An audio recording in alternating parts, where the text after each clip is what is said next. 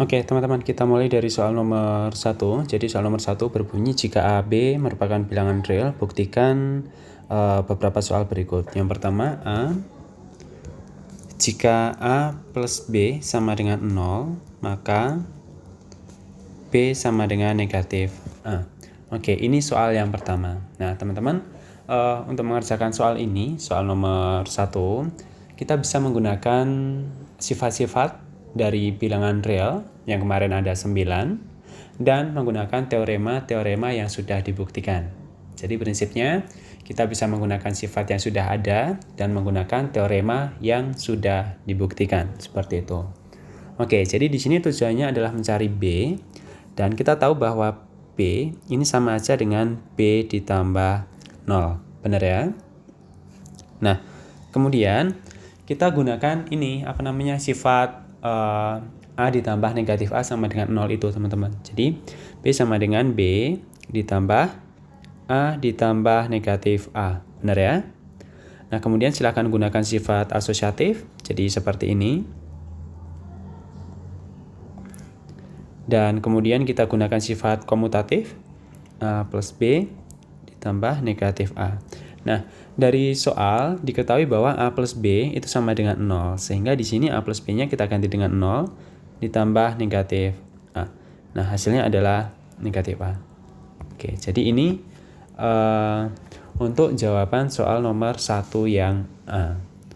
Kemudian kita lanjut ke soal nomor 1B. Soal nomor 1B di situ bunyinya negatif dari negatif A itu sama dengan A.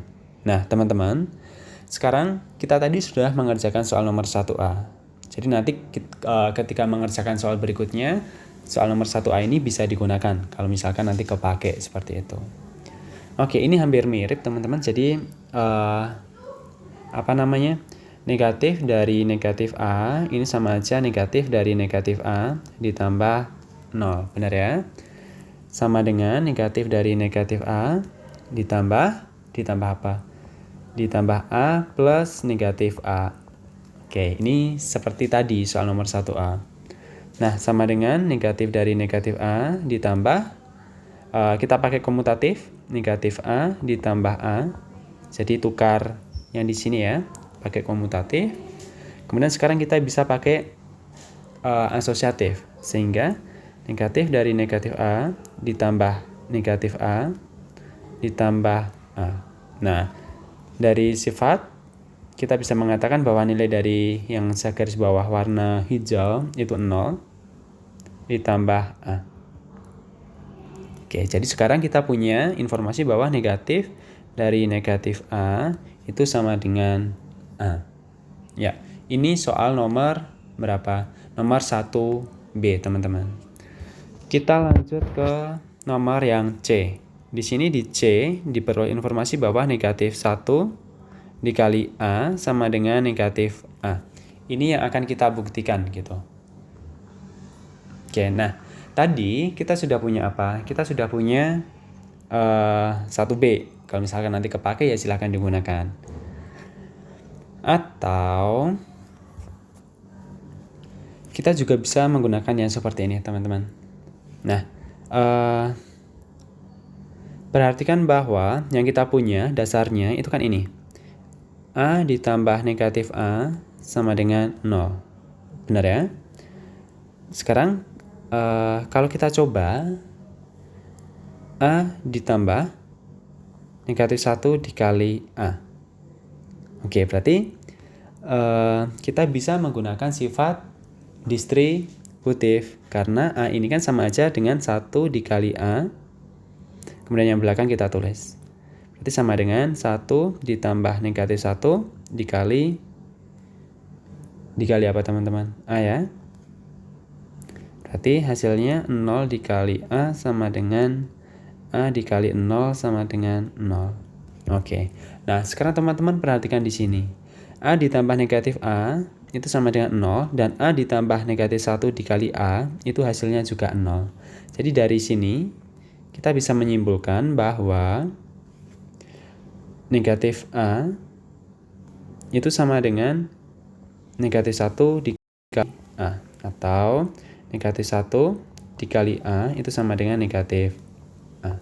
Oke, gitu teman-teman. Ini soal nomor 1C. Lanjut.